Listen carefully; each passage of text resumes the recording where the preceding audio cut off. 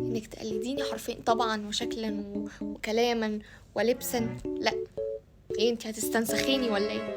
عاملين ايه؟ ازيكم؟ مش موضوعنا. نسيت اقول هلوز بالموز، سوري.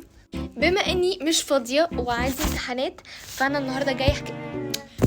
النهارده جايه اقول لكم موضوع لازم تاخدوا بالكم منه. هكلمكم عن صحاب السوق عموما، يعني الصحبه مش توكسيك، هي توكسيك.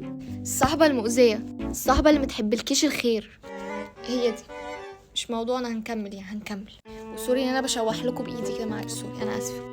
الصحبه السيئه اللي لما تيجي تحكي لها مثلا حاجه حصلت لك حلوه عجبتك وانت مبسوطه بيها، فانت رايحه تحكيها اللي هو انت مبسوطه، من كتر ما انت مبسوطه فهتروحي تحكيها. فلما تيجي تحكيها هي ردة فعلها تمام، مش منبهره، فاهم؟ مش منبهره، مش مهم الانبهار، بس ردة فعلها عموما بتبقى يعني هوريها لكم دلوقتي. كويس. صح يا بنات، نسيت اقول لكم، مش عارفه كذا، بتقاطع موضوعك. هذا شيء ليس جيد، احذري منها، احذري. تاني واحدة بقى، اللي انتي لما تيجي تحكي لها على مشكلة، انتي خلاص جبتي اخرك وهتروحي تحكي لها، سوري على التشويح الكتير.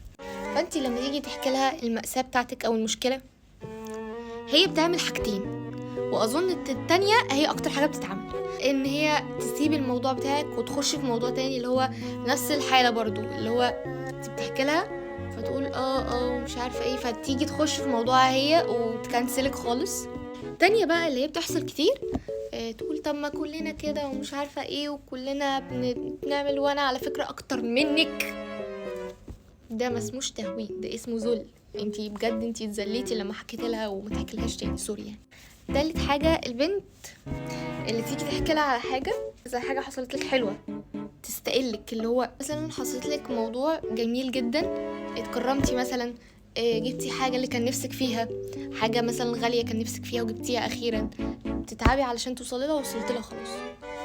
هي تيجي تقولك بقى تقل منك عموما كده، بمعنى أصح يعني الجمل بتاعتها بتقول ان انتي ما كنتش تستحقي كده. انا بس عايزة اجيب لكم مثال وهي بتقول كده. بصراحة ما كنتش متخيلة ان انتي هتوصلي لحاجة زي كده، غريبة انتي توصلي لكذا. عارف انت اللي بتقل منك مش بتشجعك، ده في فرق، خلي بالك. في ناس على فكرة ممكن تقول بنفس الطريقة دي بس تحسوا الصيغة مختلفة، يعني بصي انا ما كنتش متخيلة انتي هتوصلي كده، انا بجد مش عارفة. في الاخر يعني اللي هي بتبين لك ان انت ان هي مبسوطة لان انتي وصلتي لكده. لكن التانية العكس، بتستقل. اظن ان انتوا فهمتوا وجهة نظري. اللي بتقل منك قدام ولاد عموما، بالتحديد ولاد، هو فجأة ولد بس عد كده مرة واحدة معلية صوتها بإن هي بتهزقك أو بتتكلم عليكي بالوحش أو بتمد إيدها عموما. التصرفات دي عموما تصرفات بنت بطة، بجد بنت بطة. دي بعيدي عنها، دي خط أحمر، خطين، 100 خط.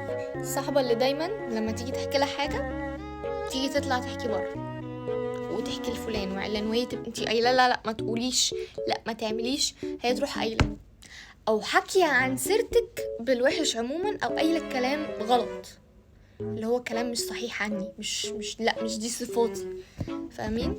البنت دي بجد كانت في حياتي، الحمد لله، يعني الحمد لله ان احنا خلعناها مننا. بس ده غير بقى، يعني بعيدا عن كل ده، البنت اللي بتتنمر عليكي عموما، مفيش حد بيحب التاني يتنمر عليه، بس في انواع تنمر عادي. يعني انا ممكن اتنمر كمحبه، اللي هو مناخيرك كبيره بس عسل، فاهم انت؟ بتلطف الامر. لكن ما تجيش تقول انت مناخيرك كبيره قوي وتسكت، ده تنمر حرفيا، ده تنمر. انا هزعل، انا لو حد قال لي كده هزعل وبزعل، يعني انا مناخيري كبيره انا عارفه، بس ما تجيش تقوليها في وشي. يعني مثلا تقولي شكلك وحش النهارده، ايه يا بنتي انت عيانه، مش عارفه، اللي هو بتديك، بص، بترميلك طاقات سلبيه كده في وشك. فالصحبه دي احنا مش محتاجينها عموما، مش كفايه احنا مش محتاجينها.